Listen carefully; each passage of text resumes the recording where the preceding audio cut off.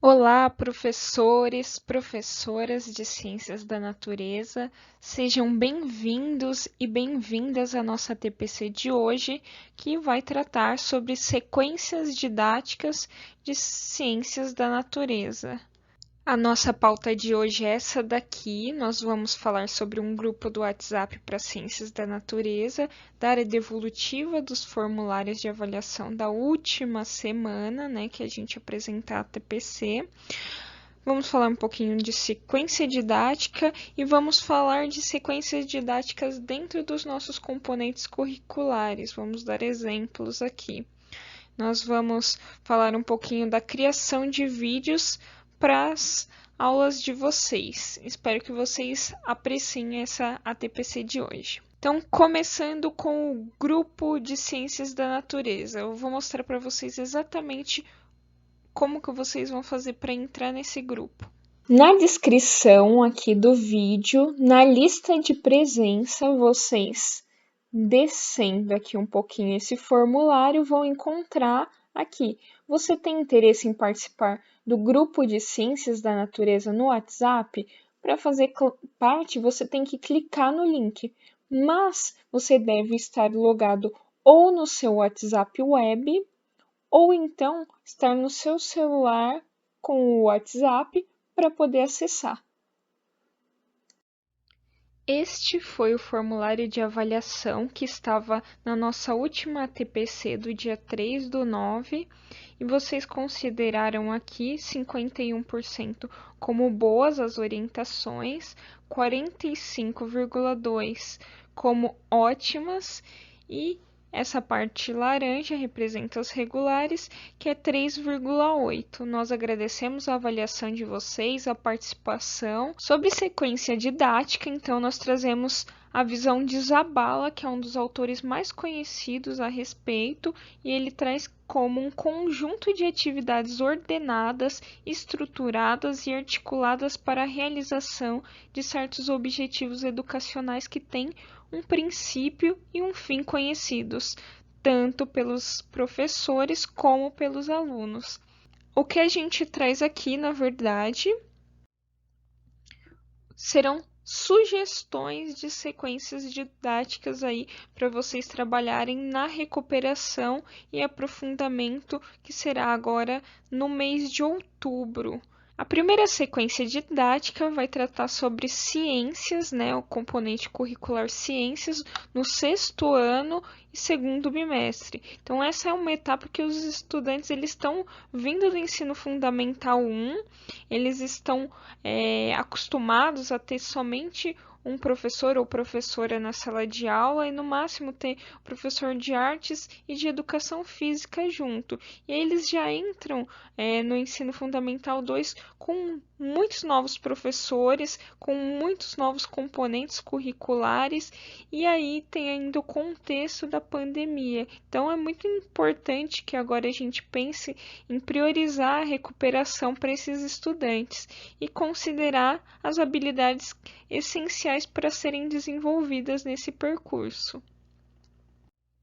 Então, a habilidade que a gente traz aqui como suporte é localizar, nomear e representar as partes do corpo humano por meio de desenho, aplicativo, software e modelos tridimensionais e explicar as funções de cada parte. Essa é uma habilidade encontrada no primeiro ano do ensino fundamental 1. A segunda habilidade, que também é suporte, é identificar, comparar e comunicar as alterações de características que vão acontecer desde o nascimento e nas diferentes fases de vida dos animais e aí incluso seres humanos. Essa é uma habilidade encontrada no ensino fundamental 1 também, no 3º ano. E como habilidade essencial do 6º ano é identificar a organização básica da célula por meio de imagens impressas e digitais e de animação computadorizada em instrumentos ópticos, reconhecendo-a como unidade estrutural e funcional dos seres vivos unicelulares e pluricelulares na perspectiva da história da ciência. Então, nós temos aqui como objetivo retomar a habilidade suporte que foi descrita né? Aprofundar essa habilidade essencial através dessa análise de situações, problemas, e temos como objetivo, aí, objeto do conhecimento, perdão, a célula como unidade dos seres vivos, né? Célula como unidade da vida. O tempo previsto para essa sequência didática é de 4 aulas. A questão disparadora ou ativação inicial vai ser do que os organismos são constituídos. E aí você pode fazer isso das mais diversas formas. Se você estiver fazendo videochamadas com seus alunos, se você estiver trabalhando no Google Classroom, se você estiver enviando para os alunos o material, também pode colocar essa questão disparadora para eles. Então, fica a critério de como você estiver trabalhando, é claro. Para desenvolver aquelas habilidades que a gente estava falando de suporte, eu coloquei como primeira atividade essa daqui, para que eles identifiquem essas estruturas do corpo humano. Então, a gente vê aí um braço, o coração, a orelha, células epiteliais, o pé e um esqueleto. Então, eles têm que nomear ali. Ainda em desenvolvimento, a questão 2 é para tratar quais as funções essas estruturas que foram apresentadas na figura 1, que foi a figura anterior. E o que a estrutura 4, né, que são as células epiteliais, apresentam de diferente em relação às demais estruturas. Ainda em desenvolvendo, a questão 4 vai tratar de quais as alterações de características são possíveis de serem identificadas. Então, aqui nós temos a figura de uma mulher, né, uma menina, e vai crescendo até virar uma senhora. Aqui o ciclo de vida de um inseto, do tomate e de uma cadela. Então, eles vão ter que identificar as alterações que acontecem. Então, pode ser desde o aumento do número de células, a variação da forma desses organismos, como se dá, e as várias formas aí. Então, qual que foi o intuito dessa sequência didática? Conduzir a discussão e a retomada dessas habilidades do primeiro e terceiro ano, com os conhecimentos prévios e aí com aquela questão disparadora que foi a respeito do que os organismos são constituídos. Então, a partir dessas imagens, você pode discutir o conceito de que os organismos são constituídos por células e ressaltar os processos de alteração das características que vão acontecer ao longo da vida, não somente dos animais, mas também das plantas. E se tiver interesse, né, se for interessante para vocês, começar até falando um pouquinho dos organismos unicelulares e da multiplicação que acontece, né, durante o processo de divisão celular. Trazemos aqui também alguns materiais de apoio para vocês trabalharem nessa aula específica. Então, o vídeo do micro ao macro, eu vou deixar aqui, tá? O link e eu vou conduzir vocês daqui a pouco. Segundo, simulador de células. O terceiro vai ser trabalhar com as aulas do Khan Academy, que vai trazer texto, vídeos, mais um texto aqui sobre a teoria celular e mais um vídeo. E aqui o link para a aula do Centro de Mídias, que foi sobre células e suas funções, desenvolvidas pelo professor Edi Joel e o professor Magno. Então, vamos lá ver esses materiais? No primeiro comentário, nós deixaremos o link para acesso a essa página do Drive, onde vocês vão encontrar tanto as sequências didáticas quanto esses 2 vídeos, cada um direcionado para uma série. Então, esse daqui é para o 6º ano e ele vai desde o rosto da mulher até a célula sanguínea. Eu vou passar ele aqui para vocês assistirem já, mas foi um pequeno recorte de um vídeo encontrado no YouTube. Se vocês colocarem lá do micro ao macro, vocês vão encontrar o vídeo completo, que vamos lá assistir.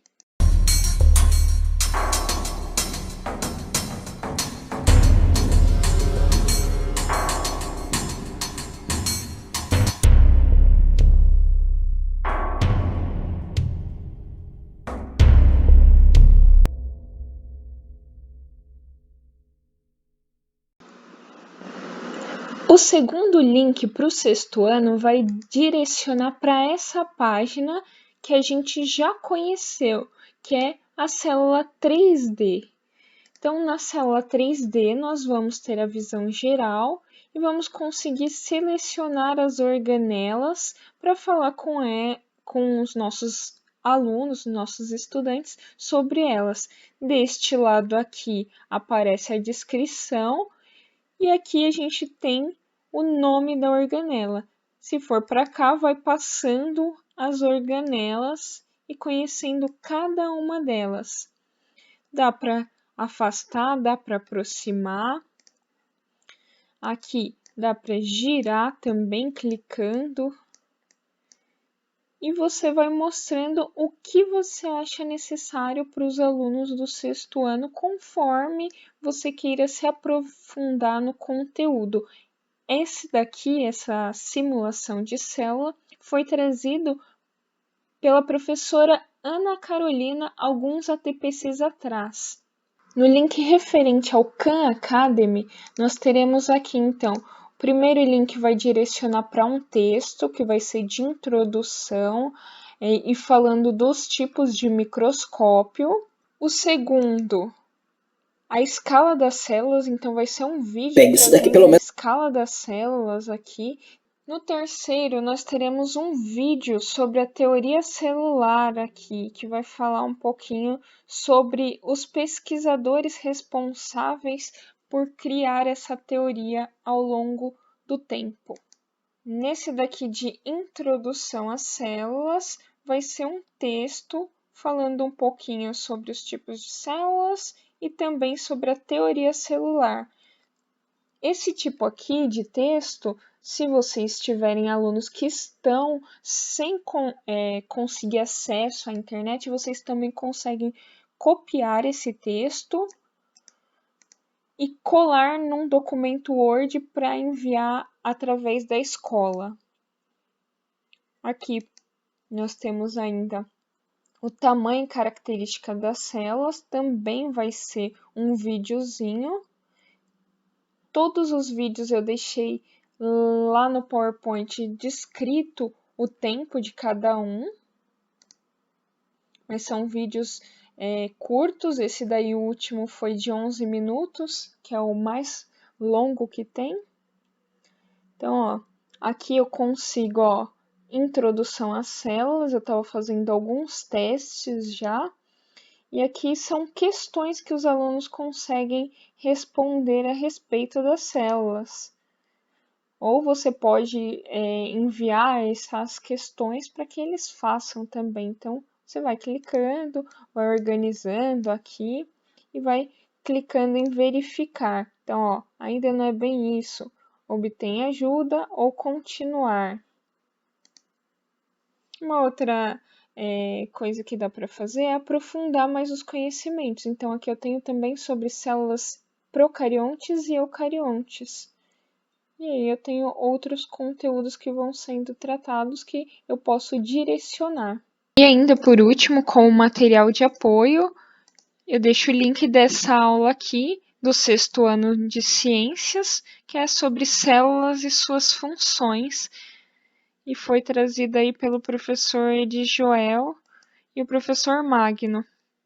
O que é muito importante aqui é separar um tempo para que você possa esclarecer as dúvidas e discutir o conteúdo que você vai trabalhar no material de apoio, seja ele o simulador, seja ele o Khan Academy, seja ele o centro de mídias ou o conjunto de todos estes, e você possa esclarecer aí com seus alunos as eventuais dúvidas. Para finalizar essa atividade de ciências, eu trago esse problema aqui que é aprendizagem baseada em problemas, né? Então, a proposta é que você coloque para o seu aluno: um amigo seu está com dificuldade para aprender sobre a organização básica da célula.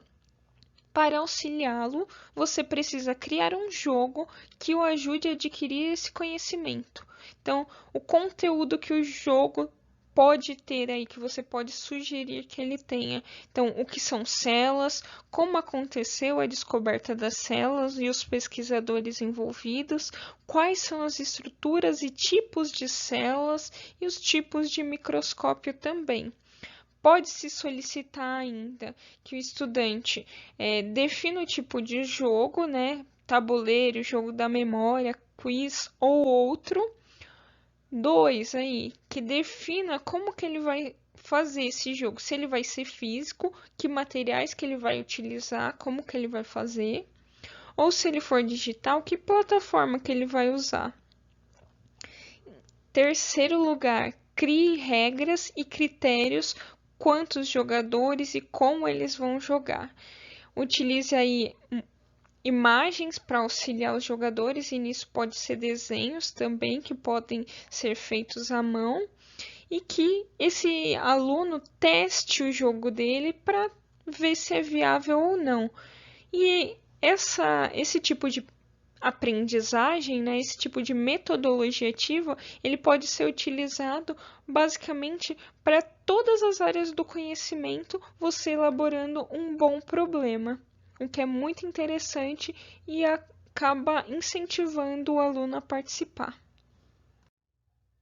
Então, é muito importante que durante esse processo em que o aluno está fazendo o jogo, está desenvolvendo, você também vá dando devolutivas, vá interagindo com ele, com o intuito de que ele aprofunde os conhecimentos adquiridos aí e que ele possa esclarecer certas dúvidas que durante a apresentação dos conteúdos ele não teve. Para a sequência didática de Química, escolhemos o segundo bimestre da terceira série do ensino médio. Por quê? O terceiro ano é uma condição ímpar, porque eles são concluintes do ensino médio e eles foram sim prejudicados, já que eles não terão outro ano. Então, pensando que esses estudantes sairão do ensino médio, o que eles devem aprender? Quais os conhecimentos que terão que ser priorizados? Quais habilidades ou quais blocos de habilidades temos que priorizar pensando nessa condição específica deles? Então, colocamos aqui, nessa sequência, ela é um pouco extensa. Eu preparei ela calculando aí em torno de 4 a 6 aulas, porém, eu acrescentei aí uma segunda opção, que seria a versão reduzida. É complicado porque, quando trabalhamos habilidades, é difícil se isolar uma habilidade para se trabalhar. As habilidades elas estão articuladas em blocos. E pensando nesse tema do segundo bimestre, é necessário retomar algumas habilidades suportes essenciais e pensando na versão reduzida, eu tentei colocar ali, deixar algumas habilidades que realmente sim são muito importantes. Temos aqui a versão estendida. À medida que eu for avançando no material, eu estou indicando nesse material o que é a versão estendida. Partindo da versão estendida, eu vou indicar o que está presente na versão reduzida também. No link dos comentários estará o link da pasta com as sequências didáticas separadas. Eu fiz uma versão estendida e fiz a versão reduzida no mesmo documento, só que separada. Para a curiosidade de vocês, vocês podem acessar esse documento, examinar E como é uma sugestão, vocês podem acrescentar outros itens que vocês acharem pertinentes.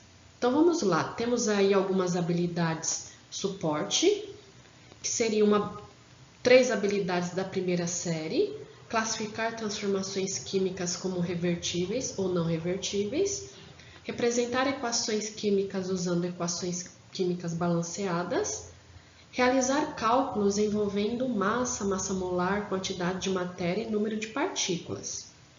E temos aí uma habilidade da segunda série, que é reconhecer as unidades de concentração expressas em gramas por litro, porcentagem em massa, em volume e em mol. Na versão reduzida foram escolhidas essas habilidades: representar equações químicas usando equações químicas balanceadas da primeira série e reconhecer as unidades de concentração expressas em gramas por litro, porcentagem em massa, em volume e em mol por litro da segunda série. As habilidades essenciais na versão estendida são essas 3: reconhecer o processo de autonização da água pura no nível microscópico, como responsável pela condutibilidade elétrica por ela apresentada. Interpretar a constante de equilíbrio como uma relação que indica as concentrações relativas de reagentes e produtos que coexistem em equilíbrio dinâmico. Utilizar valores de escala de pH para classificar soluções aquosas como ácidas, básicas e neutras, a 25 graus Celsius. Na versão reduzida, priorizamos esta habilidade, que é utilizar valores da escala de pH para classificar soluções aquosas como ácidas, básicas ou neutras, a 25 graus Celsius. Os objetivos são esses: reconhecer os aspectos qualitativos e quantitativos do processo de autonização da água, recuperando habilidades essenciais através das habilidades suporte. Perceber as relações quantitativas no equilíbrio químico e acidez da água. Na versão reduzida, temos esse objetivo, que é reconhecer os aspectos qualitativos e quantitativos no processo de autonização da água, recuperando as habilidades essenciais através das habilidades suporte. O objeto de conhecimento é a acidez e basicidade das águas e alguns de seus efeitos no meio natural e no sistema produtivo. Equilíbrio químico em sistemas naturais e a constante de equilíbrio. Na versão reduzida, escolhemos acidez e basicidade nas águas e alguns de seus efeitos no meio natural e no sistema produtivo. No tempo previsto, calculamos aí em média de 4 a 6 aulas. Na versão reduzida, calculamos aí em torno de 1 e 2 aulas. Para abordar o tema água, eu pensei inicialmente de partir do experimento, mas aí eu comecei a pensar e tive algumas ideias e achei interessante colocar essa proposta para vocês analisarem. Então eu fiz uma ponte aí entre química e literatura, ou filosofia também. Então o tema dessa proposta é água, ser ou não ser, eis as questões. Partindo aí do famoso solilóquio de Hamlet, né? Essa imagem também ela é muito famosa.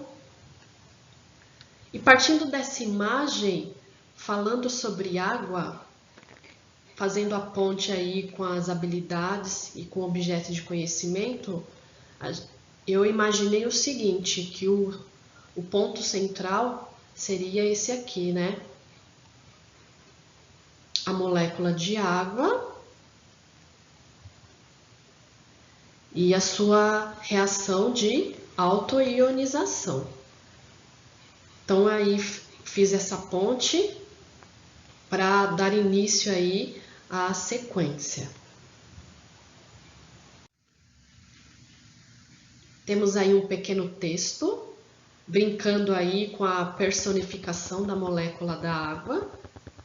A famosa molécula de água entrou em uma crise existencial, pois descobriu que não era somente H2O. Terei que conviver eternamente com minhas partes. Preocupo-me. agora com esta relação, eu com minhas partes ou minhas partes comigo? Há uma forma de acabar com esse sofrimento. Um raio cair sobre mim, assim deixo de ser. Ou seria melhor coexistir? Pensando bem, minhas partes, mesmo que em pequeníssima quantidade, são eu. Resta saber a proporção certa. Então, esse trecho aqui é um trecho que foi colocado, né? E a partir desse trecho, a ativação inicial, ela traz aí a proposta de identificação dos conceitos químicos envolvidos nesse trecho. Vamos lá. Na versão reduzida, esse trecho ele permanece. A sequência ela foi dividida em atos. O ato 1, que seria a ativação inicial, onde apresentamos aí algumas indagações, desvendando os mistérios da água. Ou seja, a partir da leitura daquele trecho, é possível que os estudantes identifiquem conceitos químicos escondidos ali naquele trecho. É interessante porque, além do levantamento de conhecimento prévio próprio da química, de séries anteriores, ou do bimestre anterior, a gente trabalha também as habilidades leitoras, ou seja, localizar informações implícitas em um texto, já que essas informações estão ali intrínsecas. Na versão reduzida, o ato 1 ele permanece. Vamos para o ato 2. A partir do ato 2, a gente destrincha os trechos do texto e relaciona esses trechos com o conceito químico que vamos trabalhar. Então vamos lá. Terei que conviver eternamente com minhas partes. Preocupo-me agora com essa relação, eu com minhas partes ou minhas partes comigo. Partindo desse trecho, é interessante questionar os estudantes o que ele está querendo dizer, o que está querendo dizer com isso, relacionado com a química da água. Partindo desses questionamentos, apresenta-se o quê? A relação química com esse trecho, que seria o quê?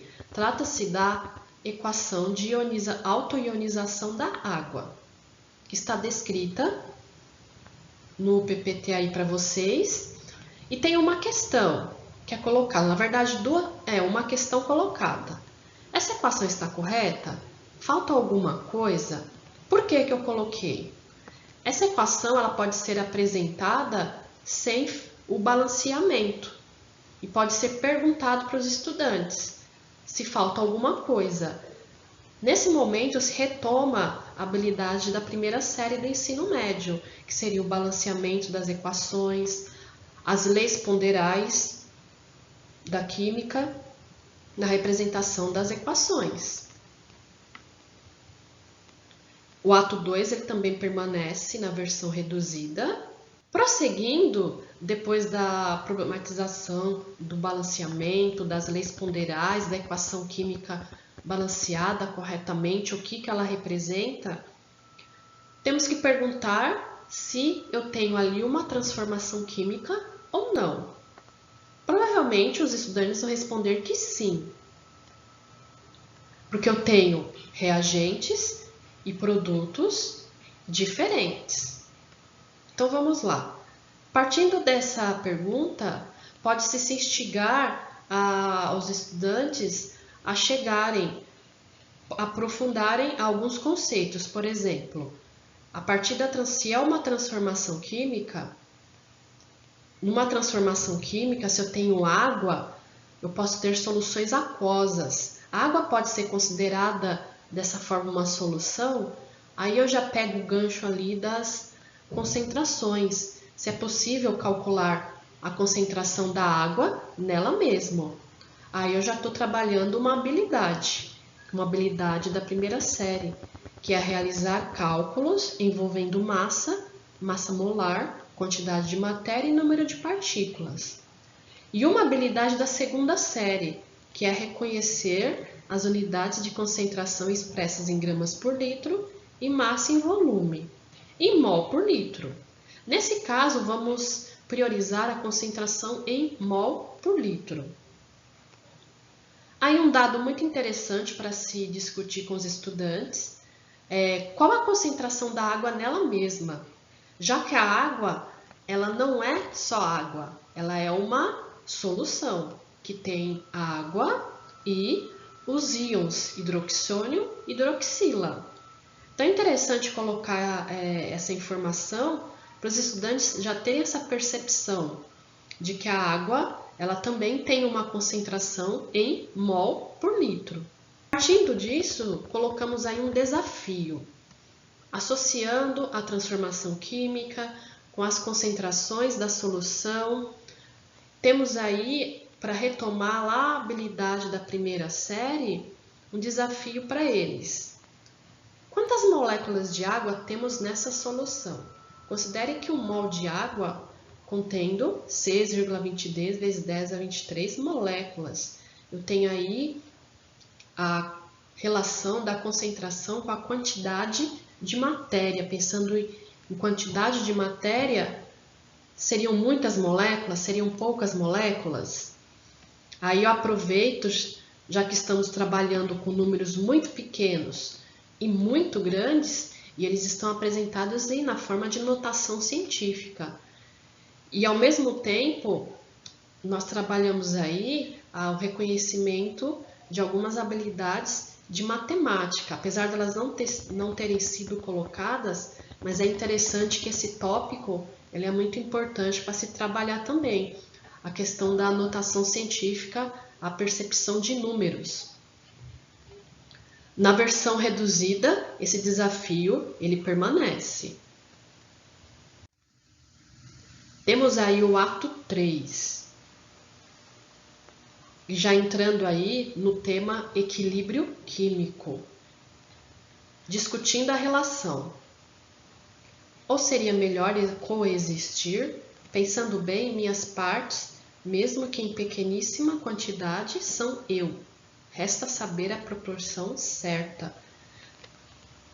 Pegando o gancho lá do início da reação de autoionização da água, né? Colocamos aí a retomada do conceito de equilíbrio químico e de autoionização também. Colocamos aí uma orientação: recuperar e aprofundar as habilidades, reconhecer o processo de autoionização da água para o nível microscópio, como responsável pela condutibilidade elétrica e por ela apresentada.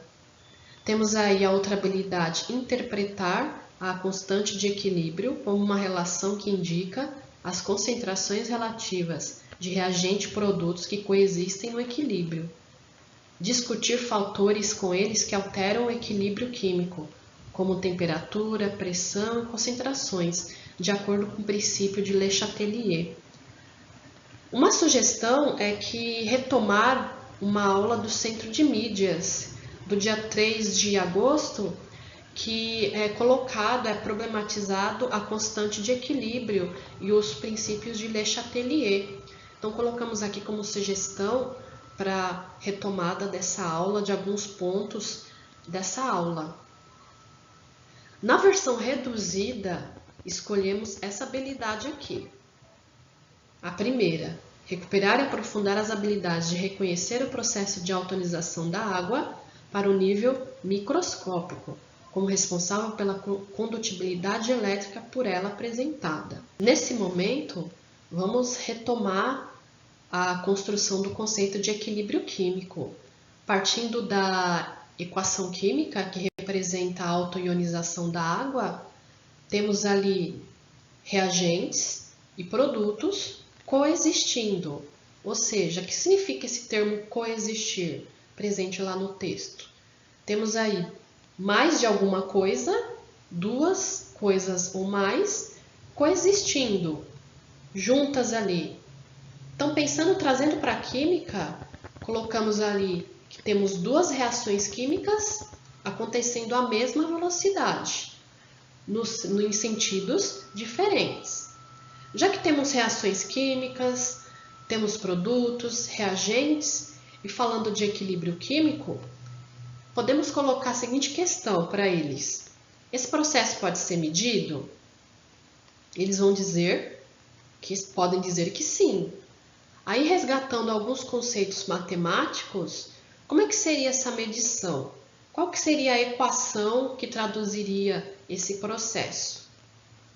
A partir daí, se apresenta a equação de equilíbrio da água, que seria uma relação entre a concentração dos produtos, que seriam os íons hidroxônio e hidroxila, dividido pela concentração dos reagentes. Temos aí a constante de equilíbrio da água no primeiro momento. Só que tem um detalhe muito importante, voltando lá no texto, que essas concentrações, elas têm uma relação muito ímpar. Por quê? No processo de ionização, autoionização da água, eu tenho sim a água se dissociando, se autoionizando com seus íons, só que essa concentração dos íons, olhando para os valores, ela é muito pequena. Então, pensando nisso, a equação da constante de equilíbrio da água, ela foi apresentada de uma forma diferente, que é o famoso Kw, constante de equilíbrio da água. Que a constante de equilíbrio aí seria em função somente dos produtos. Aí apresenta-se para o estudante a constante de equilíbrio, valor em mol por litro, na temperatura de 25 graus Celsius. Na versão reduzida, temos aqui esse trecho colocado apresentando a constante de ionização da água. Apresentamos aí o desafio para eles. Partindo da constante de equilíbrio da água, quais seriam as concentrações de cada um dos íons? Da hidroxila e do íon hidroxônio. Aí colocamos aí esse desafio, que a proposta aí é eles chegarem no valor de 1 vezes 10 a menos 7 mol por litro, a concentração tanto de hidroxônio e de hidroxila. Na versão reduzida, temos esse desafio presente. Agora vamos problematizar mais um pouquinho. A água ela estava perturbada, com crise de identidade, mas ela se acalmou, porque ela descobriu a sua constante de equilíbrio. Nesse primeiro momento, se uma reação ela está em equilíbrio em certas condições. Aí podemos retomar o princípio de Le Chatelier. O que perturba o equilíbrio? Os 3 fatores: temperatura, pressão e concentração. Então, partindo daí, vamos perturbar a água novamente. Aí é colocada essa questão. Se for adicionado umas gotas de limão à água, considerando a temperatura de 25 graus Celsius, o que acontecerá com as concentrações dos íons? Aumenta? Diminui? Quem aumenta? Quem diminui? Aí é o gancho, essa questão, ela é o gancho já para o próximo ato, o ato 4, que vamos falar do caráter da água. Partindo do trecho. Pensando bem, minhas partes, mesmo que em pequeníssima quantidade, são feitas de mim. Resta saber a proporção certa. Temos aí uma oportunidade de aprofundar a habilidade do terceiro ano, recuperar e aprofundar, né? Utilizar valores de escala de pH para classificar soluções aquosas, como ácidas, básicas e neutras, a temperatura de 25 graus Celsius. Importante salientar, no princípio de Le Chatelier, a importância dos fatores na manutenção do equilíbrio químico. É importante ressaltar que o equilíbrio químico ele se dá em certas condições. Alterando essas condições, nós temos aí um novo estado de equilíbrio e logo uma nova constante de equilíbrio. Porque é comum eles terem nós temos que estar atento a essas concepções, que quando a gente fala em constante, dá a impressão que ela nunca muda. Mas no caso, particularmente nas situações de equilíbrio químico, essa constante ela muda conforme os fatores se alteram. Temos aí a análise de uma situação problema. Tem-se uma amostra de água pura com concentração de hidroxila igual a 10 a menos 7 mol por litro. Adiciona-se umas gotas de extrato de repolho roxo. Percebeu que a amostra ficou de cor azul. É a mesma situação problema anterior, do ato 3. A amostra ficou de cor azul turquesa e em seguida foram adicionadas algumas gotas de limão e a amostra mudou de cor, ficando rosa. O que você tem a dizer sobre isso? Na versão reduzida, permanece essa situação. Então, vamos problematizar. O primeiro momento seria o levantamento de hipóteses. Por que mudou a cor da solução? Espera-se que eles respondam que mudou a concentração. Se você adicionou limão, logo, pelo conhecimento prévio que eles têm, o limão é ácido, então a amostra ficou mais ácida. Se ela ficou mais ácida, qual foi os íons que tiveram a concentração aumentada? O hidroxônio. Partindo aí desse levantamento, partimos para o segundo momento. Esse segundo momento ele pode ser realizado em forma de experimento ou apresentado a imagem da escala de pH partindo do indicador extrato de repolho roxo. Então, na escala temos aí a cor azul, turquesa, indicando um pH 7, e a cor rosa, indicando um pH 5. Ou seja, teve aí uma alteração de pH. Na versão estendida, permanece essa problematização. Então, já que teve uma alteração de pH, partindo do segundo momento, onde é apresentada a escala de pH para os estudantes, e eles observarem, identificaram que houve uma mudança de pH devido à mudança de cor da amostra, o que seria esse tal de pH? Nesse momento, se retoma e constrói o conceito de pH e como se calcula o pH, colocando aí a relação da concentração dos íons hidroxônio e hidroxila com a escala de pH, que é uma escala logarítmica. Na verdade, é feita uma conversão da concentração em mol por litro, aplicando o conceito de logaritmo.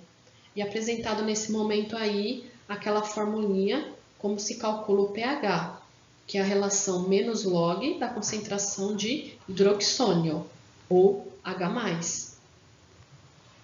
É interessante colocar também por que os indicadores mudam de cor. Por que eles são indicadores ácido-base? Eles seguem também o mesmo princípio de Le Chatelier, ou seja, o indicador na forma aquosa, temos ali uma reação de equilíbrio químico.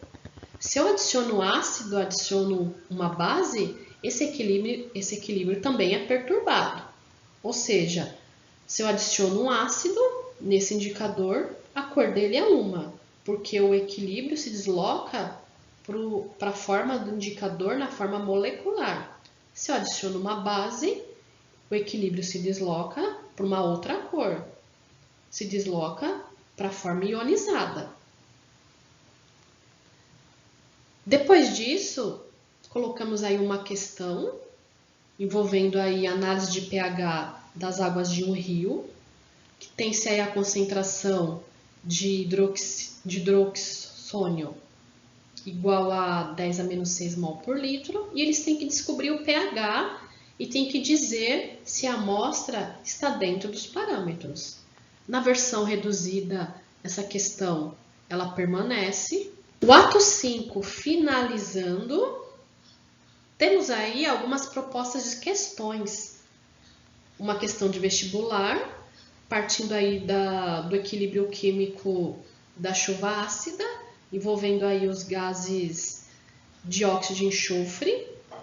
Mais duas questões, colocando o conceito de equilíbrio químico, dito anteriormente. E a terceira questão envolvendo, partindo de um texto, os estudantes eles têm que descobrir o equívoco químico. Na verdade, esse equívoco ele não é só químico, ele é matemático também. Esse equívoco ele está no último parágrafo do texto. A conclusão ali, que a acidez de um limão é apenas 2 vezes maior que a do Rio Negro, né? 2 vezes maior, considerando a escala de pH, já que temos aí concentrações na potência base 10, então, na verdade, ela não é 2 vezes maior, e sim 100 vezes maior. Então, temos aí um conceito químico e matemático também. Na versão reduzida, colocamos apenas o exercício 3, análise desse equívoco químico. Temos aí uma proposta de sequência didática do componente física. Escolhemos a primeira série, o segundo bimestre. O que pensamos? No segundo bimestre, o tema é tipos de energia e suas transformações. Fazendo o link com o currículo paulista, vemos que no 7º ano é trabalhado o mesmo objeto de conhecimento. Então, pegamos uma habilidade do 7º ano, colocamos essa habilidade como suporte, e a partir dessa habilidade suporte, relacionamos ela com uma habilidade essencial da primeira série. Vamos lá. A habilidade suporte é a EF 07605, discutir o uso de diferentes tipos de combustíveis e máquinas térmicas ao longo do tempo para avaliar e argumentar sobre os avanços na perspectiva econômica e consequências socioambientais causadas pela produção e uso desses materiais e máquinas. A habilidade essencial é analisar situações do cotidiano em que ocorram transformações de energia de diferentes tipos: elétrica, química, nuclear, térmica, cinética, potencial gravitacional e elástica, e etc. O objetivo da atividade é retomar uma habilidade suporte a partir dos conhecimentos prévios dos estudantes e aprofundá-la para uma habilidade essencial, através de análise de uma situação-problema. O objeto de conhecimento é tipos de energia e o tempo previsto, colocamos aqui 2 aulas. Seguindo a estrutura proposta para o processo de recuperação e aprofundamento, começamos com a ativação inicial, através das questões disparadoras. Colocamos aqui 4 questões como sugestão, versando sobre o tema energia, combustíveis e máquinas térmicas. A partir dessas questões, para se fazer o levantamento dos conhecimentos dos estudantes, pode-se fazer esse processo através de um mapa conceitual, individual ou coletivo, considerando aí o momento presencial. E a partir desse mapa conceitual, com as ideias que eles colocaram, partimos para o desenvolvimento, que é sugerido aqui 2 vídeos do YouTube, um sobre energia eólica e outro sobre energia solar. Os vídeos eles têm no máximo 6 minutos cada um. São vídeos interessantes, bem didáticos, feitos especialmente para adolescentes, onde eles trazem informações essenciais sobre transformações de energia, tipos de energia, vantagens e desvantagens ambientais desses tipos de energia. O momento da discussão ele é crucial para fazer a ponte entre a habilidade suporte do 7º ano com a habilidade essencial da primeira série. Partindo dos vídeos, eles tratam a energia térmica relacionada com as máquinas térmicas, que é abordada no 7º ano, de uma forma indireta. Porém, podemos problematizar as transformações de energia partindo do vídeo sobre energia solar, colocar para os estudantes por que antigamente se usavam máquinas térmicas com outros tipos de combustíveis e hoje temos outras opções. Por exemplo, usar dispositivos que aquecem, aquecedores, partindo da energia solar. É uma opção. Trazemos aqui uma questão do Enem de 2011 com uma análise de situação. Provavelmente você já desenvolveu essa questão com os estudantes, já que ela está presente no Caderno de Física, volume 2.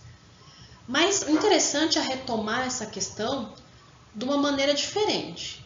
Vocês podem fracioná-la, ou apresentando somente a comanda, ou apresentando somente a imagem, e fazendo perguntas. Por exemplo, com relação à imagem, já é possível identificar os tipos de energia envolvida em cada etapa.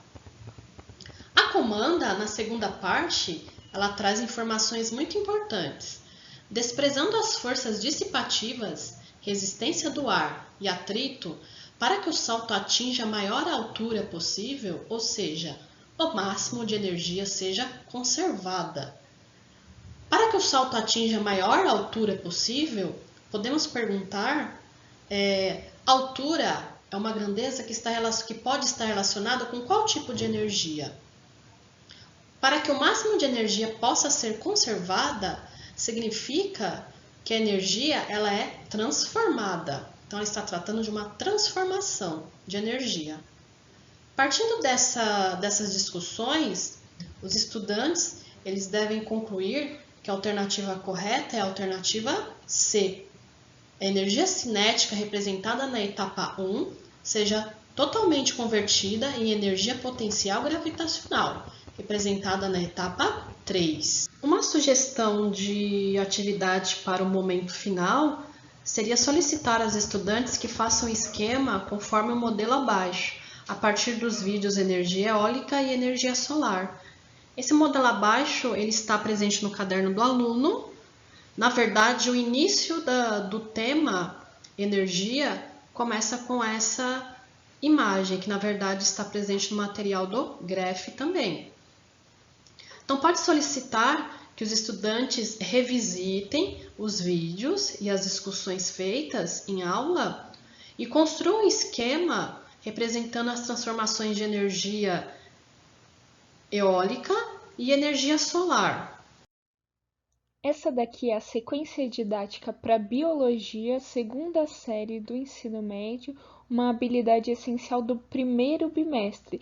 E a ideia foi dar continuidade à sequência de Ciências, que vai virar aquela habilidade do sexto ano suporte, para que a gente vai tratar de Biologia agora.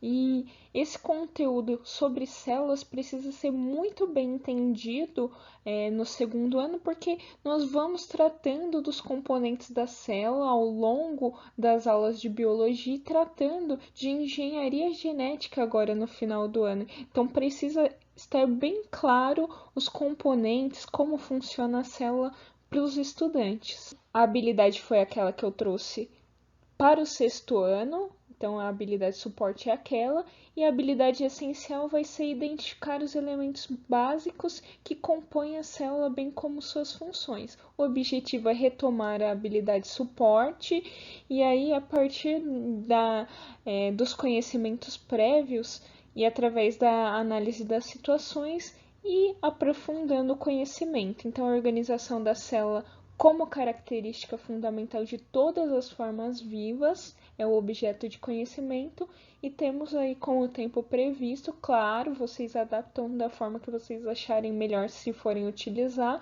mas eu coloquei aqui 2 aulas. Então, a ativação inicial, nós temos esse vídeo aqui, que eu vou trazer para vocês, que também está no nosso Drive, e logo após ele, vocês podem colocar que questões que são disparadoras, o que forma os organismos, todas as células são iguais, quais tipos de célula você conhece, o que existe dentro das células.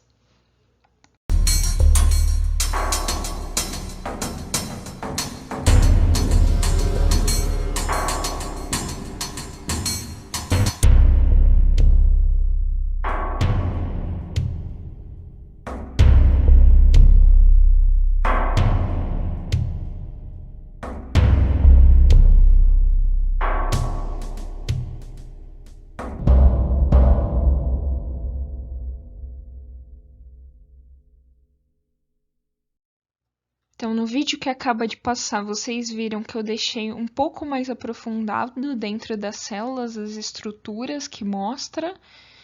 E agora eu trago para desenvolver o conteúdo como material de apoio a plataforma Explicae. Então, aqui tem como você acessar, o seu login vai ser o e-mail institucional e na senha vai ser o CPF. E o login do aluno vai ser por um outro caminho, tá? E com o RA como campo de login e a senha vai ser a data de nascimento dele, se você quiser indicar a ele esses materiais que eu vou mostrar para vocês.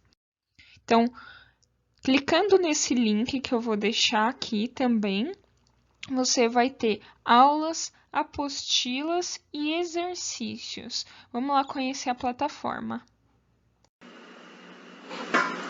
Clicando no link, então, vocês vão ser direcionados diretamente para essa página. E aí a gente tem o primeiro tópico aqui vai ser aulas. Dando play, vocês vão ver a apresentação da professora. É um vídeo de 11 minutos. Ela vai falar de células, teoria celular, vai falar sobre os pesquisadores. Agora, eu trazendo aqui, ó, aqui é para tirar dúvidas se o aluno quiser, mas eu tenho aqui, ó, apostilas, o que é muito legal. E aí, eu clicando em apostilas, eu tenho aqui, ó, conteúdo mais algumas questões. Vou mostrar para vocês aqui, ó. Então, citologia, dimensão celular, leis. Eu tenho aqui, ó, componentes da célula, célula de bactérias. Aqui eu tenho células animais e vegetais e eu tenho questões para trabalhar com os meus alunos. Então, eu consigo clicar aqui para baixar essa apostila gratuitamente, fazer o download dela e consigo enviar para os meus alunos eventualmente. Depois eu apago isso daqui, ó. Reparem que aqui tem o gabarito, tá?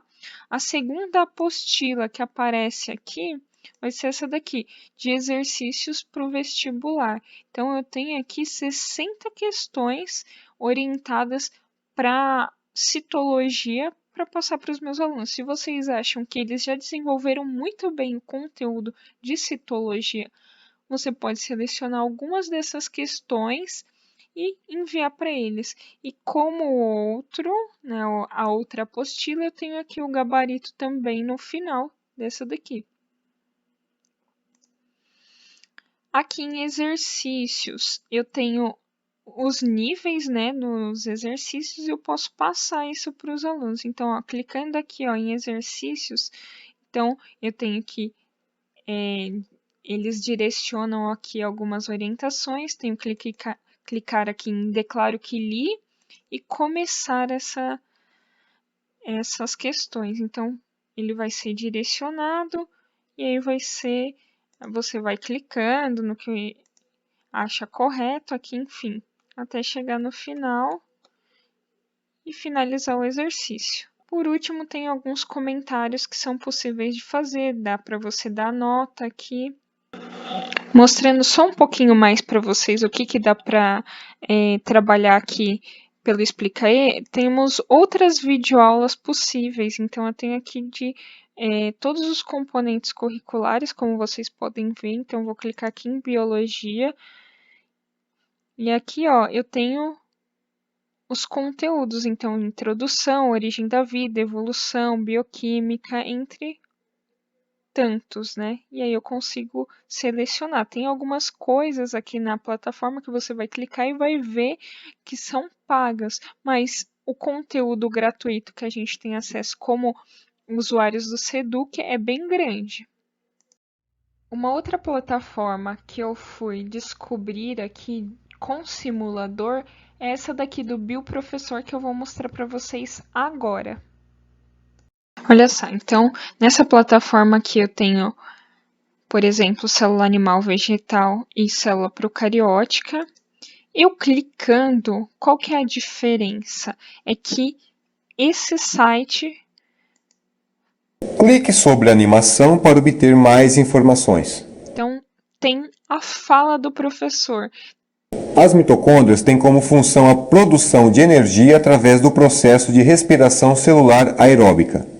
Esta organela possui duas membranas, uma externa lisa e contínua e outra interna, pregueada devido às invaginações que formam as cristas. Viram? Vou vir aqui para a célula vegetal, então, agora, para a gente ver um pouquinho. Clique sobre a animação para obter mais informações. O núcleo é delimitado por uma membrana dupla chamada carioteca, a qual possui poros que permitem a comunicação com o citoplasma. Dentro do núcleo existem um ou mais nucléolos, corpúsculos densos não delimitados por membrana, onde ocorre.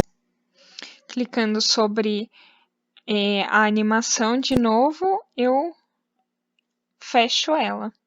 Então, vou voltar aqui para a gente ver a outra, né? Células procarióticas. O nucleóide é a região da célula procariótica na qual o material genético se concentra. Não é delimitado por membranas e uma única. Então, achei muito legal, muito interessante, porque é bem autoexplicativo esse simulador. Temos aqui ainda o link das aulas do Centro de Mídias. Então, aqui, professor conduz a discussão de modo a retomar aquela habilidade do sexto ano e partindo dos conhecimentos prévios que eles vão apresentar a partir dessas questões que foram as disparadoras. E aí, a partir dos materiais da plataforma Explicar e dos simuladores com a estrutura das células, discutir a função das células e as estruturas que ela possui. Coloquei exatamente a mesma estrutura para finalizar o de biologia que eu coloquei em ciências, mas é claro que eu espero dos alunos mais aprofundamento a respeito das questões aí. E para finalizar a nossa TPC de hoje, nós vamos trazer algumas formas de gravar vídeos e de criar também. Esse material que a gente vai tratar a princípio, criando vídeo para as minhas aulas, foi um material criado pela PCNP Edneia, de Educação Física, e a analista sociocultural Sarita. Muito obrigada, meninas, por disponibilizar esse material para os nossos professores de Ciências da Natureza. O primeiro momento, é importante saber que uma videoaula é uma forma de distribuir um vídeo de forma mais rápida e fácil. Então, as videoaulas elas são muito usadas na educação à distância e agora, com o nosso ensino remoto neste momento, é uma forma de auxiliar os nossos estudantes aí, reforçar, complementar conteúdos e é um recurso didático que acaba auxiliando aí na fixação dos conteúdos. Planejar-se para gravar uma aula, o que eu preciso? Eu preciso de um roteiro, eu preciso de uma câmera, seja ela do celular ou não, tá? Microfone adequado, um cenário, uma iluminação, a gravação, pensar como ela vai ser feita e fazer uma edição através de algum programa que eu conheça.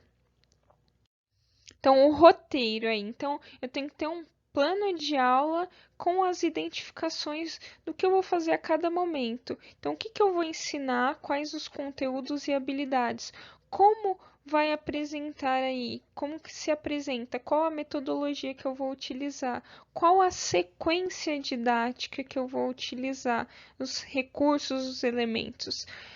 Qual vai ser o tempo de duração? Às vezes eu fazendo uma aula mais rápida, os conteúdos que eu trabalho eles são mais bem apreendidos do que se eu ficar me estendendo muito. E é importante treinar essa apresentação, não ter medo de errar, fazer de novo se achar que ficou ruim. Às vezes gravar em partes separadas para depois reunir. Então isso pode auxiliar vocês. Segundo, a câmera. Se for usar o celular, a câmera traseira é a mais indicada porque ela tem uma resolução, uma qualidade melhor. A posição que a gente usa, se for para passar o conteúdo pelo computador, o ideal é que seja horizontal. E se for pelo próprio celular ou WhatsApp, dá para fazer na posição vertical mesmo, sem problema. A posição do celular ela tem que estar fixa, então eu tenho que colocar o celular em algum lugar onde eu possa gravar essa videoaula de forma bem livre. A distância adequada para conseguir enquadrar bem é de aproximadamente 80 centímetros. E para você conseguir falar melhor, talvez te auxilie colocando um espelho atrás do celular. O microfone, então, o ambiente de preferência silencioso, evitando os ruídos, não tenha eco nesse ambiente e se você for gravar no seu celular, é interessante que você tenha o fone ou um headphone para conseguir captar melhor esse som. O cenário, a parede limpa, claro, atrativo para o seu conteúdo. Se você conseguir colocar uma imagem, conseguir colocar um painel, alguma coisa, fica bem legal. E criar uma identidade visual através disso para você, para os seus vídeos e para os seus alunos. Então, a iluminação, ela tem que ser boa. Se você puder aproveitar a claridade natural, colocando-se perto de uma janela, fica melhor ainda, tá? E sempre tomar cuidado com onde você vai gravar esse vídeo, que dependendo fica bem sombreado e não fica adequado. Por isso é importante você testar, gravar em diferentes locais para ver qual é a melhor forma de gravação para você. A edição, a gente tem que fazer bastante pesquisa, porque não dá para eu falar para vocês aqui, usem esse programa específico. Não, o essencial é que vocês pesquisem, vão atrás, tem o canal do Marcão, que ele indica várias ferramentas que são interessantes. Vão lá, deem uma olhada, pesquisem, tem muitos que são gratuitos, e para isso é preciso calma, você tem que e analisando qual é o editor que você se adequa melhor. Por exemplo, eu, Juliana, eu faço a edição dos vídeos da nossa TPC com o Movie Maker. Tem aqui uma ideia de tripé. Eu vou passar o vídeo aqui no YouTube bem rapidamente, mas a gente vai deixar o link disponível para vocês. Mas é uma ideia para que vocês não gastem agora na hora de fazer essa gravação. No vídeo, como eu disse para vocês, nós vamos ter aqui a parte 1 e a parte 2. Então, nessa parte 1, a Ana vai trazendo aqui algumas formas que ela usa para gravar vídeos. Então, ela traz aqui um suporte, né, feito com papel. Ela traz uma caixa aqui para utilizar para firmar o celular e gravar.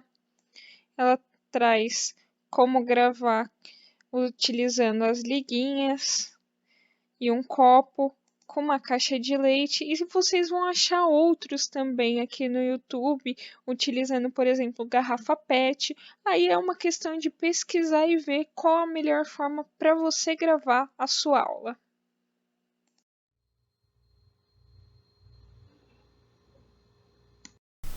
Olá pessoal, tudo bem? Esse vídeo aqui eu vou mostrar para vocês duas funcionalidades muito interessantes do Microsoft PowerPoint. A primeira delas é a gravação de tela. Então eu venho aqui no meu PowerPoint, eu já deixei aqui um PPT em branco, né? Então eu venho aqui em inserir, mídia. Aí ele me abre três opções: inserir vídeo, inserir áudio e inserir gravação de tela. Aqui a gravação de tela ela já está acionada, porque eu estou utilizando justamente esse recurso para fazer esse vídeo para vocês. Quando eu clico aqui em gravação de tela, automaticamente ele já me direciona para a tela que eu quero gravar. Ele me direciona, geralmente, se eu tiver com a página aqui do Google aberta, ele vai me direcionar para a página, para o desktop, a página do Google. Quando eu passo o mouse aqui em cima, ele me abre essa caixinha aqui com os comandos. Primeiro, o áudio ativado, ponteiro ativado. Aqui, selecionar área, eu clico em selecionar área, ele vai me dar a opção qual área que eu quero selecionar. Aqui no caso, como vocês estão vendo a tela toda, é porque eu selecionei a tela toda. Então, eu clico aqui, como eu já estou gravando, ele está dando a opção pausar e parar. No caso, quando você vai iniciar a gravação, ele dá a opção aqui gravar. Quando você clica em gravar, ele já começa a gravação e você pode mostrar o que você quer aqui. Eu quero entrar no Gmail, eu quero fazer a seguinte função, entrar em qualquer site. Aí vocês vão mostrando aqui e ele vai gravando automaticamente. Quando eu venho aqui na caixinha, novamente, parei de gravar, quando eu venho aqui na caixinha do terminar, ele termina a gravação e me direciona para a tela do PowerPoint. Então vamos lá, eu vou finalizar aqui. Quando eu paro a gravação de tela, automaticamente o PowerPoint já redireciona para o PPT. Eu tenho aqui a gravação de tela colada, eu posso fazer ajustes, posso aumentar ou diminuir aqui, ó. A partir daí, eu tenho uma segunda opção. Eu posso transformar essa gravação de tela ou PPTs que estejam inseridos aqui em um vídeo. Como eu faço? Eu venho aqui em Arquivo, Exportar, Criar Vídeo e aqui embaixo Criar Vídeo. Ele abre a biblioteca, eu posso escolher a pasta, posso renomear o arquivo, o tipo do arquivo é MPEG-4, eu venho aqui em Salvar.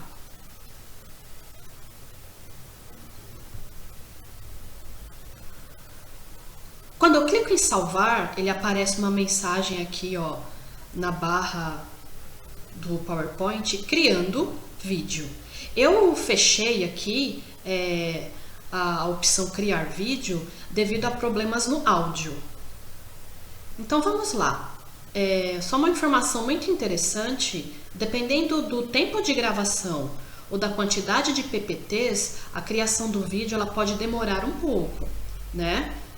Mas mesmo assim é uma ferramenta muito interessante para nós utilizarmos para fazer os vídeos para o nosso trabalho, porque evita de termos que fazer download de outros aplicativos. Então eu espero ter contribuído com esse pequeno tutorial e nos vemos nos próximos. Até lá!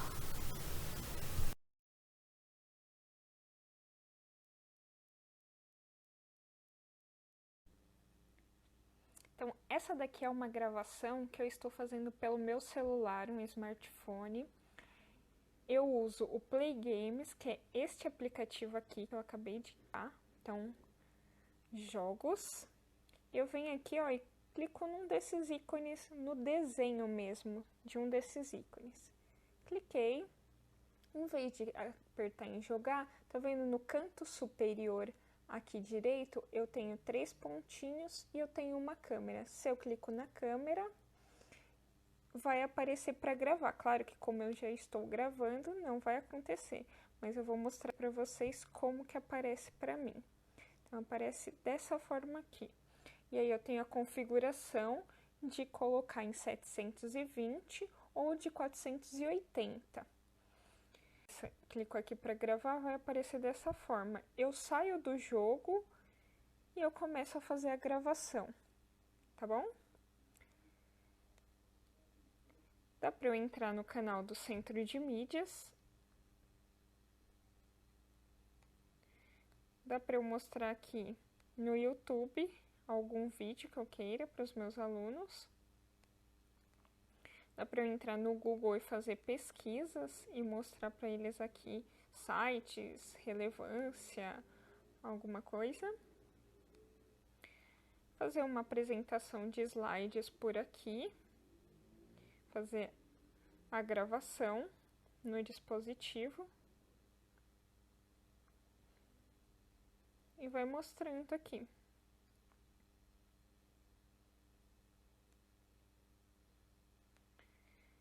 E eu consigo configurar algumas coisas. Vocês vão ver que quando eu clico em cima da minha imagem, eu consigo aí arrastar para onde eu queira que ela apareça, mas eu consigo fazer com que ela suma também.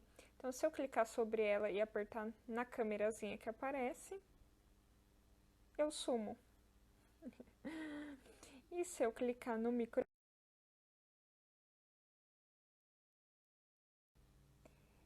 eu fico no mudo. E para parar a gravação, eu clico em cima da imagem e nessa bolinha branca que aparece com um quadrado vermelho. Se alguém tiver dúvida de mais alguma coisa, deixa aqui no nosso formulário que nós vamos tentando responder.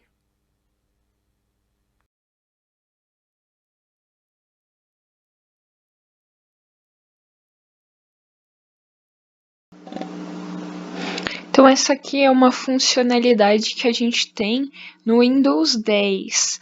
Então, clicando aí nesse ícone do Windows que a gente tem aqui, mais a tecla G, pressionando os dois, portanto, ao mesmo tempo, eu consigo começar a configurar a gravação de tela. Então, eu tenho aqui, alto-falante, sons do sistema, eu tenho aqui o desempenho do meu computador. E aí, quando eu quero começar a gravar telas web, eu clico nesse ícone aqui que está destacado em vermelho. E aí começa a gravação. Para ver depois de gravar telas, eu vou apertar o Windows de novo e a tecla G e ver aqui, ver todas as capturas. Então eu consigo capturar a tela por vídeo ou por foto. Aí, quando eu começo a gravar, aparece essa tela aqui. Vocês não conseguem ver durante a minha gravação, mas ela aparece assim que você começa a sua própria gravação. Então, ela vai gravando segundos e você vai conseguindo visualizar isso. Aqui você para a gravação e aqui você desliga o seu microfone. Então, aqui, por exemplo, eu subi essa apresentação de slides para mostrar para vocês. Eu subi ela aí no Google Drive, é uma coisa que dá para vocês fazerem, dá para vocês mostrarem para os alunos aqui como criar pasta, subir arquivo, criar documentos, criar planilhas, fazer apresentações, criar formulários, desenhos, enfim, uma série de funcionalidades dentro do próprio Google e dentro, se vocês quiserem mostrar, da própria Microsoft aí, que aí dá para entrar no e-mail institucional e mostrar o Teams, etc, né? Dá para eu vir aqui, por exemplo, num texto que nem esse daqui que a gente já trabalhou, começar a trabalhar trechos desse texto com os meus alunos. Dá para eu vir aqui no YouTube, por exemplo, em algum canal específico, mostrar a aula de ciências, por exemplo, que eu tive hoje de manhã. Dá para eu vir aqui, no CMSP Web, mostrar aqui para eles as funcionalidades, dá para eu entrar em turmas, dá para eu mostrar coisas que eles conseguem fazer aqui dentro.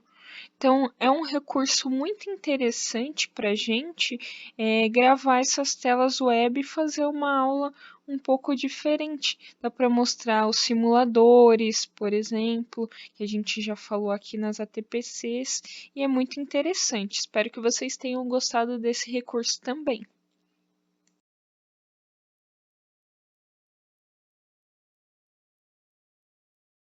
Olá pessoal, continuando o tutorial sobre vídeos, além de criar vídeos, eu tenho a opção de subir esses vídeos para o nosso canal do YouTube, né? Então, como vocês estão vendo, eu entrei no YouTube com a minha conta institucional, né? E vamos lá, como nós fazemos para enviar vídeos?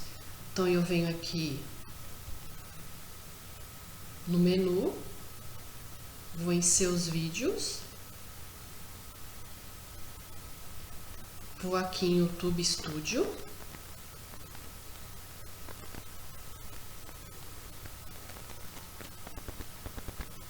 aparece duas opções aqui, transmitir ao vivo e a setinha para cima enviar vídeos. Eu vou em enviar vídeos. Ele abre a janela aqui para eu selecionar os arquivos, eu clico aqui em selecionar arquivos. Ele já me abre a minha biblioteca do PC.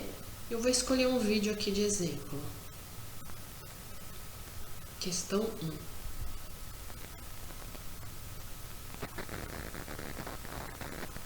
Aí ele já me abre a página com os itens a serem preenchidos e considerados, né?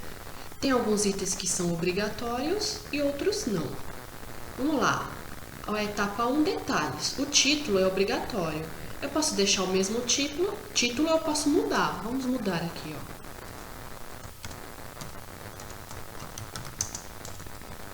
Vou colocar.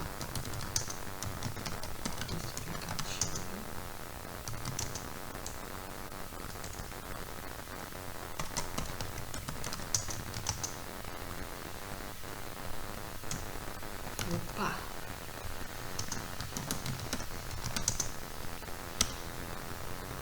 Abaixo eu tenho a descrição, né? Que não é obrigatória, mas é sempre bom colocar aqui um resuminho do vídeo, né? Sobre o que ele fala, as referências do vídeo, se o vídeo tem imagem, se o vídeo tem referências teóricas, se ele tem música. É muito importante colocar todas as referências, né? Devido à questão dos direitos autorais. Então eu vou colocar aqui, por exemplo,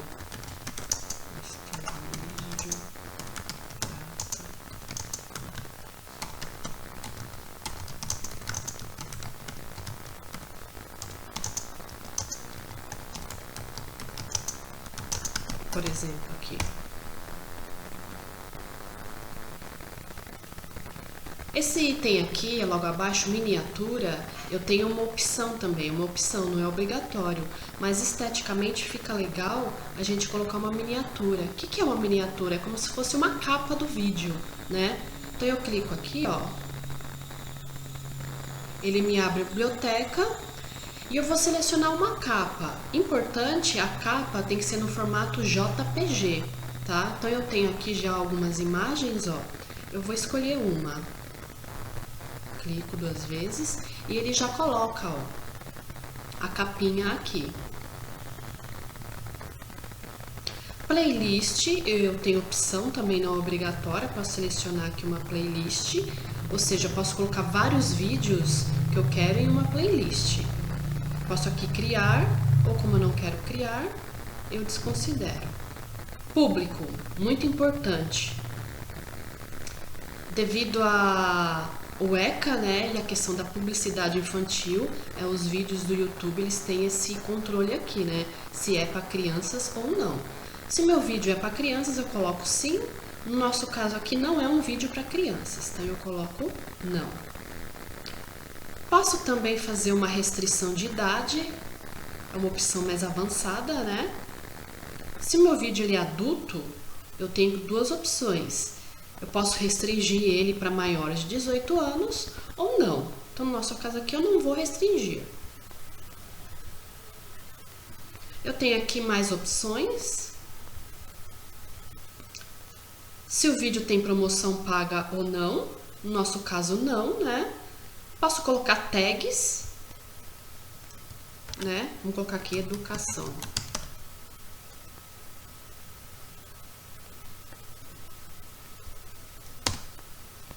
Posso colocar outras. Idioma Brasil.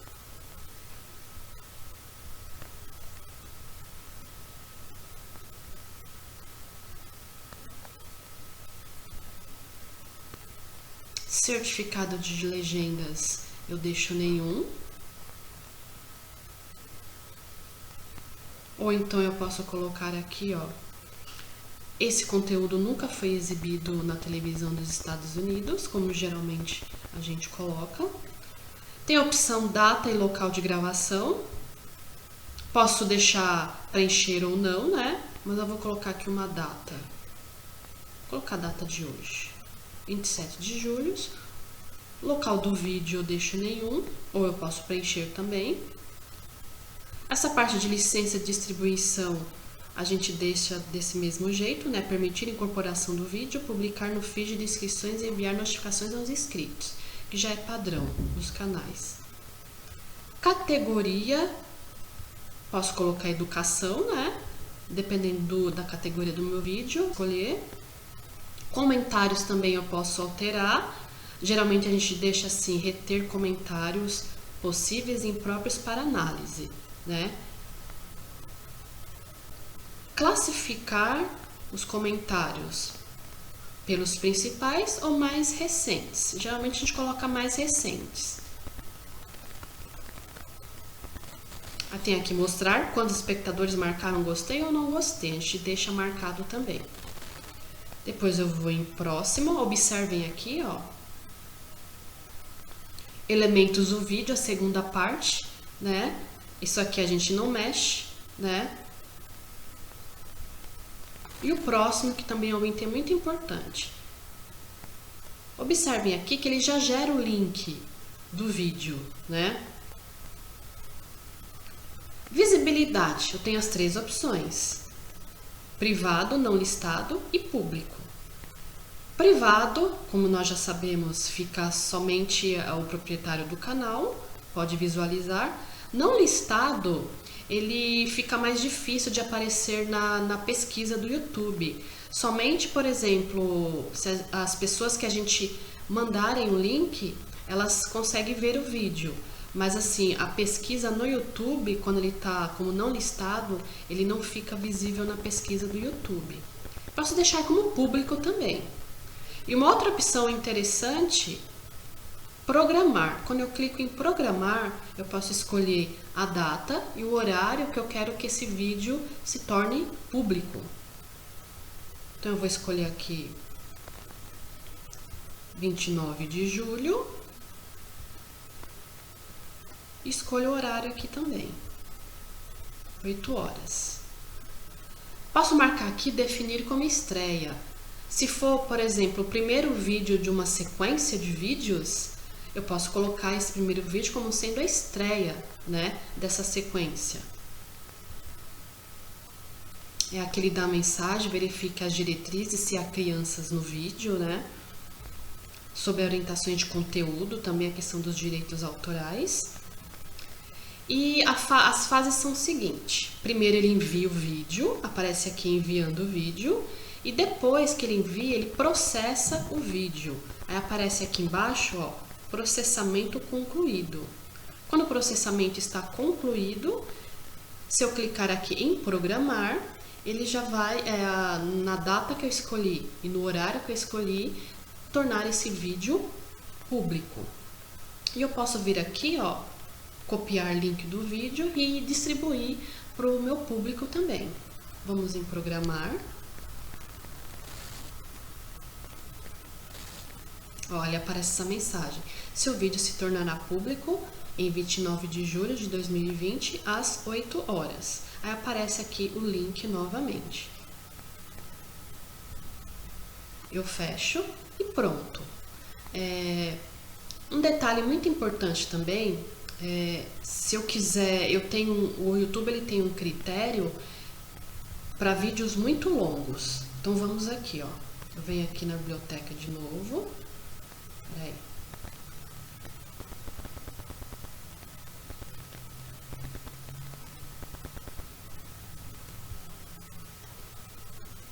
Eu venho em seus vídeos novamente.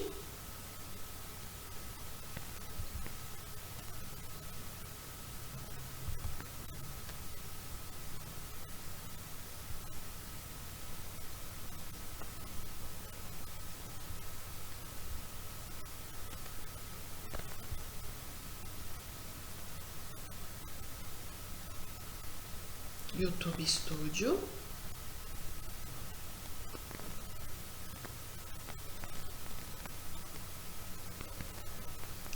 Aí eu venho aqui em configurações. Vou em canal. E escolho o item qualificação para reprodução. Ó, qualificação para recursos. O recursos padrão tem que estar ativado. E esse recurso aqui, ó, recursos que exigem a verificação do número de telefone. Vídeos com mais de 15 minutos, miniaturas personalizadas, transmissões ao vivo e contestações do Content ID. Então, se o vídeo produzido conter mais de 15 minutos e essas condições aqui, a gente precisa ativar essa função aqui. Então, é um item muito interessante, né? que a gente tem que considerar aí na produção dos vídeos. Então, por hoje é só, espero ter ajudado e até mais.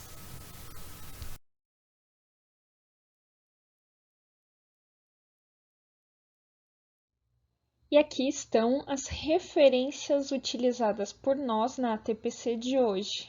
Agradecemos muito a participação de todos e todas e não se esqueçam de assinar a lista de presença, fazer a avaliação, tá bom? Muito obrigada, até a nossa próxima TPC.